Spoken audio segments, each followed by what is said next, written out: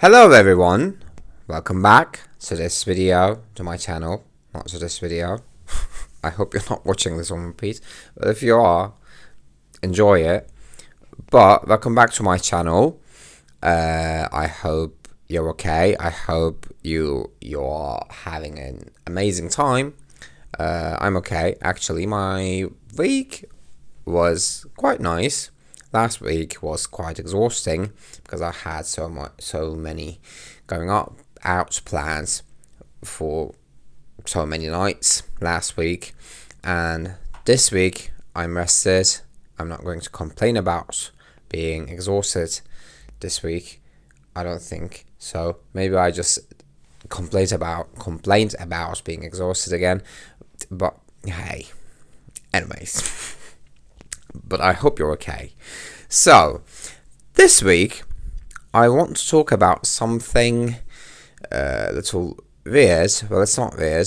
It's something important. But I don't think this might count as an unpopular opinion. But I wanted to talk about this because it's kind of a continuation of last week's video, which was about environmental issues and the relationship between environmental issues and the capitalism. And this week I want to talk about my opinions about capitalism. And I'm saying this might be a little weird because my opinions are not, I don't think it follows the mainstream opinions. My thoughts are not the mainstream opinions, I don't think. So anyways, let me get into my opinions about capitalism. So firstly, the thing that I want to talk about, the main thing I want to talk about in this video is that the popular trend is to blame capitalism for most of the things that are wrong with modern world, and that's at least what I see when I talk with people or watch something on the internet, and it usually comes down to people thinking that capitalism ruined the world and how it's not aligned with human nature and how it's ruining the environment. And I have a little disagreement in this little statement, because I think that the problem might not be capitalism itself. It might be something else, which I will get into. The reason why I don't think capitalism is causing all these problems and is this bad is because capitalism originally was invented to help people get out of poverty and have better quality of life. And it was aimed to help people en masse. Like, it was not just to help the top small section, the wealthy section, or the powerful, the section that holds the power. It was not invented to help those. It was invented to pull the lower parts upwards.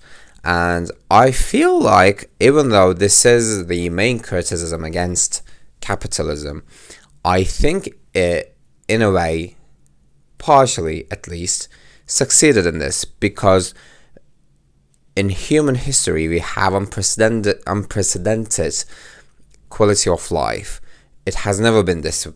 We have never lived this well on this earth, and I feel like it has to do, in some capacity at least, with capitalism in a way. So that's why I'm not thinking capitalism itself is bad, because its intention was met in some way in the recent human history. And yes, we still have major issues with quality of life, with people living in many different countries, and even in developed countries there are people who don't have the same quality of life as the majority of the population. But it used to be worse. I'm not saying that we should be okay with this, but what I want to say is that this might be a good sign, and that, like, this fact alone gives me a reason to think that capitalism has something good to it and has some things to offer to improve the world. And I think it is also quite safe to say that capitalism has less room for corruption than other financial systems like communism and mercantilism, because I think this is also, well, disclaimer, I should have said this before, I'm not an economist, but I think this is a known fact that because capitalism provides a better quality of life and also provides more leisure time, then the community has more time to participate in communal activities such as democracy and making decisions together and improving the environment they live. Although these, like, activities are not taking place as much as they should, but capitalism gives the freedom to have those activities and attend to those activities. So any other financial system in this sense would be outperformed by capitalism, and this also is a good, like, a bonus of capitalism.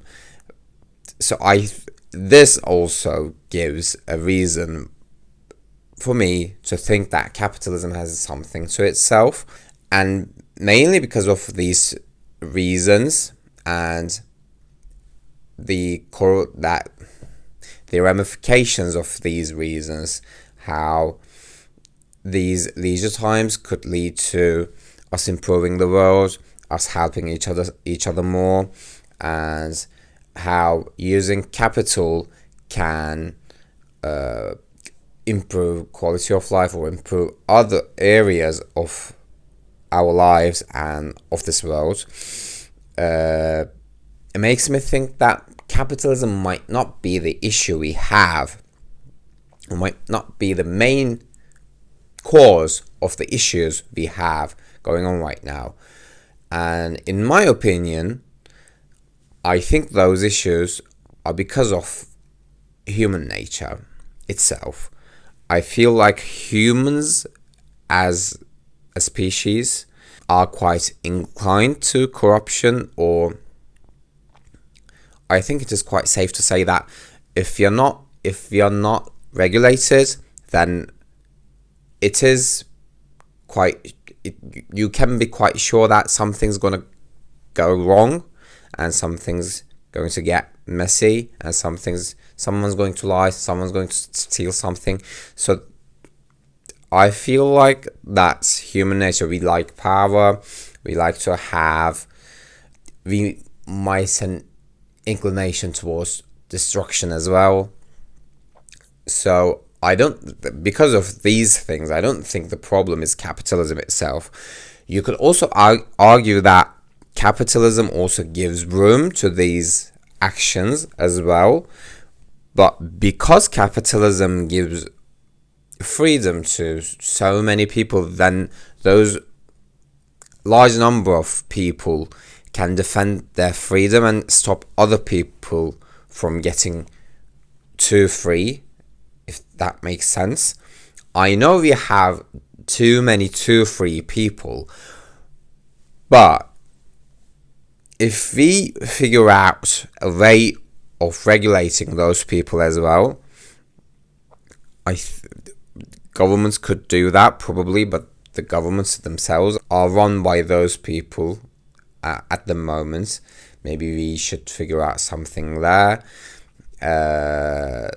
to overcome this human flaw. And like I talked about in my environmental issues video, I still think the majority of problems we have are because of our little regulation that we have is not enough to put out systems that are sustainable and helpful and have a purpose.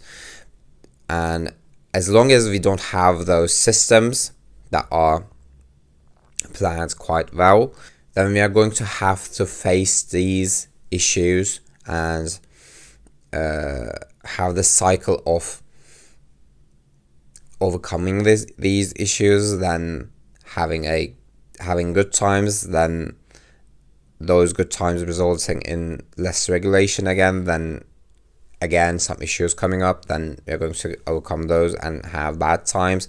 And I think that's going to keep on going like that if we don't face that fact and have a nice plan of how and where we want this civilization of the world to go.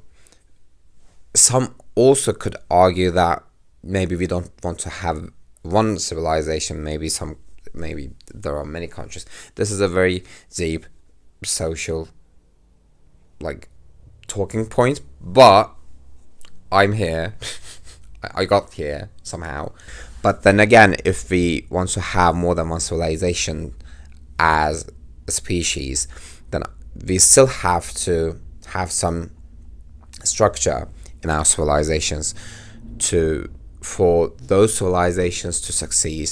So because of this, I don't think the solution to our current problems is abolishing capitalism itself. It might also come from implementing capitalism with other systems, with maybe a new system, or tweaking the little flaws or the little disadvantages of the system so that we have something more sustainable and something more durable and strong as a system, so that we can go forward, not the circle that we have right now. So yeah, this is it for this week's video. This might be a little weird one. It might be weird because I didn't do any research. These are just my opinions, and I would like to argue and discuss your opinions as well. So if you have anything to say, please leave them down below in the comment section respectfully. If you like this video, please drop a like.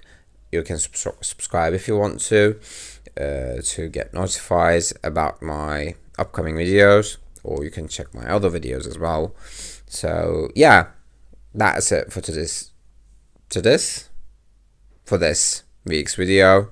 Thanks for listening, and I hope I'll see you soon. Yeah, take care. Bye.